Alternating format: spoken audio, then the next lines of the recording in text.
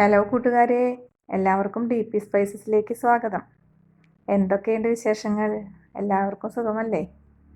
ഇന്ന് നമുക്ക് ചായക്കടയിലൊക്കെ കിട്ടുന്ന പോലുള്ള ഒരു അടിപൊളി പഴംപൊരി തയ്യാറാക്കിയാലോ? അതിന് വേണ്ടിയിട്ട് നമുക്കൊരു ബാറ്റർ തയ്യാറാക്കിയെടുക്കണം. ഒരു പാത്രത്തിലേക്ക് 1.5 കപ്പ് മൈദ എടുക്കുക, 1/4 കപ്പ് അരിപ്പൊടി, 4 ടേബിൾ സ്പൂൺ പഞ്ചസാര, 1/2 കപ്പ് ഇഡലി മാവ് അല്ലെങ്കിൽ ദോശമാവ്, ഇതിലേതെങ്കിലും ഒരെണ്ണം മതി കേട്ടോ. പിന്നെ ഒരു 1/4 ടീസ്പൂൺ മഞ്ഞൾപ്പൊടി, അതൊരു കളർ കിട്ടാൻ വേണ്ടിയിട്ടാണ് നമ്മൾ മഞ്ഞൾപ്പൊടി ചേർക്കുന്നത്.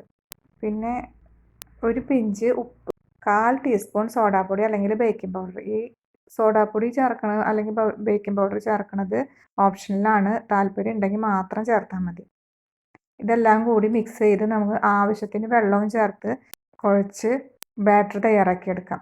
ഇങ്ങനെ തയ്യാറാക്കുന്ന ബാറ്ററിൽ വെള്ളത്തിൻ്റെ അളവ് നമ്മൾ വളരെ ശ്രദ്ധിച്ച് വേണം ചേർക്കാനായിട്ട്. കാരണം വെള്ളത്തിൻ്റെ അളവ് കൂടിക്കഴിഞ്ഞാൽ മാവ് പഴത്തിൽ പറ്റി പിടിക്കില്ല.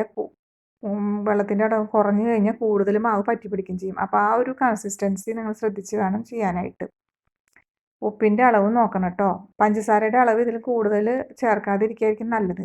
കാരണം എന്താ വെച്ചിട്ടുണ്ടെങ്കിൽ നമ്മൾ പഴംപൊരി ഉണ്ടാക്കുമ്പോൾ അത് കൂടുതൽ ബ്രൗൺ കളറിലേക്ക് വരാൻ സാധ്യതയുണ്ട്. അപ്പോൾ പഞ്ചസാരയുടെ അളവ് നിങ്ങൾക്ക് കുറഞ്ഞാലും കുഴപ്പമില്ല, കൂടാതിരിക്കാൻ ശ്രദ്ധിച്ചോളൂ കേട്ടോ. ഇങ്ങനെ ഞാനിവിടെ 5 പഴമാണ് എടുത്തിട്ടുള്ളത്. ഈ 5 പഴം ഈ രീതിയിൽ കട്ട് ചെയ്തിട്ട് നീളത്തിൽ സ്ലൈസ് ചെയ്തെടുക്കുക. ഞാനിവിടെ ഇത്തിരി തടിയുള്ള പഴമായതുകൊണ്ട് അത് 3 സ്ലൈസായിട്ട്, ഒരു പഴം 3 സ്ലൈസായിട്ടാണ് എടുത്തിട്ടുള്ളത്. കനം കുറഞ്ഞ പഴമാണെങ്കിൽ അത് 2 എണ്ണം ആക്കിയാൽ മതി കേട്ടോ.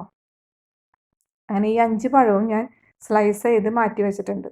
അതിവിടെ വീഡിയോയിൽ എടുക്കാൻ വിട്ടുപോയി, അതുകൊണ്ട് കാണിക്കാൻ പറ്റിയിട്ടില്ല കേട്ടോ. ഇപ്പോൾ ഈ 20 മിനിറ്റോളം ഞാൻ ബാറ്റർ മാറ്റി വെച്ചിട്ടുണ്ടായിരുന്നു. നിങ്ങൾക്ക് സമയം ഉണ്ടെങ്കിൽ 1 മണിക്കൂർ വരെ വെക്കാം, മാവ് നന്നായി പൊന്തി കിട്ടും. 20 മിനിറ്റ് കഴിഞ്ഞു. ഞാൻ ഒരു ചീനിച്ചട്ടി അടുപ്പിൽ വെച്ച് അതിലേക്ക് ഓയിൽ ഒഴിച്ചു. ഓയിൽ നല്ല പോലെ ചൂടാവുമ്പോൾ നമ്മൾ സ്ലൈസ് ചെയ്ത് വെച്ചിരിക്കുന്ന പഴത്തിൻ്റെ ഓരോ പീസസും മാവിൽ മുക്കി പൊരിച്ചെടുക്കാം. എണ്ണ നന്നായി ചൂടാകുമ്പോൾ നമുക്ക് മാവിൽ മുക്കിയ പഴത്തിൻ്റെ പീസസ് എണ്ണയിലേക്ക് ചേർത്ത് ഒരു മീഡിയം ഫ്ലെയിമിലേക്ക് മാറ്റുക, അല്ലെങ്കിൽ പെട്ടെന്ന് കരിഞ്ഞു പോകും. അങ്ങനെ ഞാനിവിടെ ഓരോ പീസും പൊരിച്ചെടുത്തിട്ടുണ്ട്. നമ്മുടെ നാടൻ പഴംപൊരി റെഡിയായി ഗൈസ്. നമുക്ക് ചായക്കടയിലൊക്കെ കിട്ടുന്ന പോലത്തെ അതേ ടേസ്റ്റുള്ള പഴംപൊരിയാണ്. നിങ്ങൾക്ക് വീട്ടിലുണ്ടാക്കി നോക്കൂ കേട്ടോ. ഉണ്ടാക്കിയിട്ട് ഫീഡ്ബാക്ക് അറിയിക്കണേ.